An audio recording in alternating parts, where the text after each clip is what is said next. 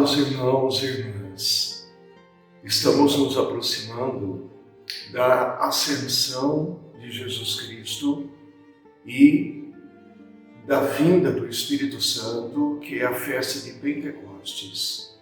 Por isso, o Evangelho de hoje nos traz um pequeno texto de João, no capítulo 15, 16, versículos 5 ao 11, que é um discurso de despedida de Jesus. Esse discurso já aconteceu no capítulo 14 e ele volta agora no capítulo 16, porque ele contempla a situação dos discípulos perante o mundo, não perante a humanidade, mas perante o mundo enquanto aqueles que se recusam a crer em Jesus Cristo se opõem ao Evangelho e, portanto, aos discípulos de Jesus Cristo. Obviamente que os discípulos estão tristes com a partida de Jesus. E Jesus lhes diz que ele precisa partir para que eles recebam o Espírito Santo. A tristeza dos discípulos será transformada em alegria, será consolada na vinda do Espírito Santo. Eles não ficarão sozinhos no mundo, mas quando Jesus volta para o Pai, ele envia o Espírito Santo para que ele assista à igreja, para que ele esteja ao lado, junto de cada discípulo de Jesus Cristo. Por isso essa tristeza será consolada, será confortada com a vinda do Espírito Santo. Mas o mais importante nessas palavras de despedida de Jesus é que ele revela a função, o papel do Espírito Santo em relação ao mundo. E repito, não em relação à humanidade, mas em relação àqueles que não creem em Jesus Cristo, que se recusam a crer nele, que Jesus chama que João, o evangelista, chama de mundo. E Jesus diz então que quando o Espírito Santo vier, ele vai estabelecer a culpabilidade do mundo, ele vai convencer o mundo a respeito do pecado, da justiça e do julgamento.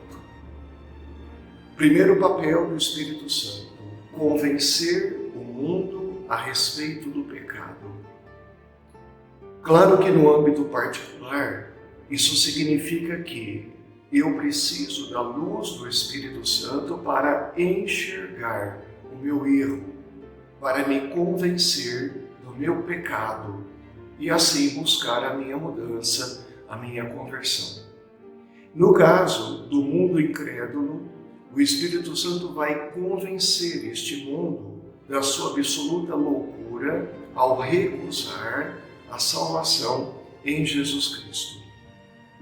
Para João, o evangelista, o pecado principal, o pecado por excelência, é a recusa a crer em Jesus Cristo. O Espírito Santo revelará a loucura que é esta recusa. Depois ele vai convencer o mundo a respeito da justiça de Deus. Por que isso? Porque o fato de Jesus morrer na cruz, para o mundo, significou que ele era um injusto, um amaldiçoado por Deus.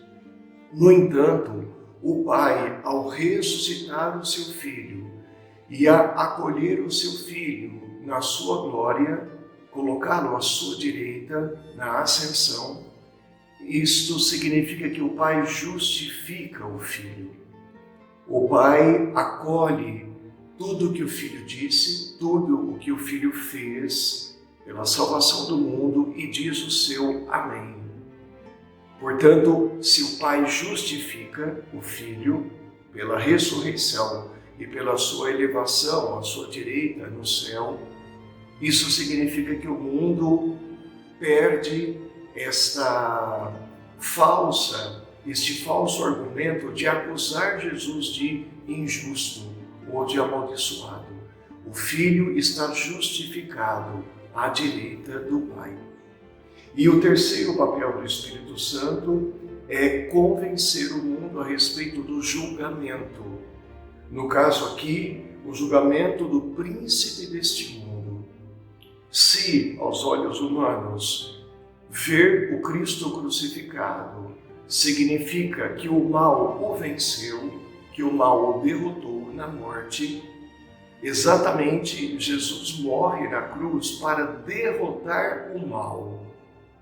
Quem agora está sob o domínio do príncipe desse mundo não são os discípulos, não é a igreja, mas aqueles que continuam a se recusar a crer em Jesus Cristo, sobretudo na sua morte redentora. O príncipe desse mundo perdeu o poder sobre os cristãos, sobre os discípulos de Jesus Cristo. Ele apenas domina quem permanece na incredulidade, na falta de fé, portanto, presos aos seus próprios pecados.